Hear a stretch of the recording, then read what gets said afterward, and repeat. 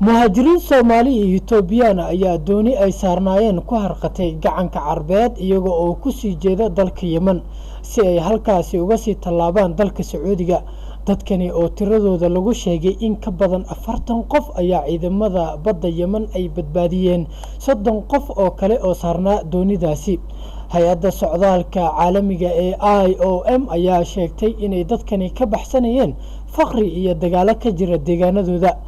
wasiirka difaaca ee Yemen waxa uu sheegay in deegaanka Shaqwa ay ku qarimatay doonidaasi. sanad waliba waxaa gaara dalka Yemen kumanaan qaxooti oo ay ka mid yihiin Soomaali.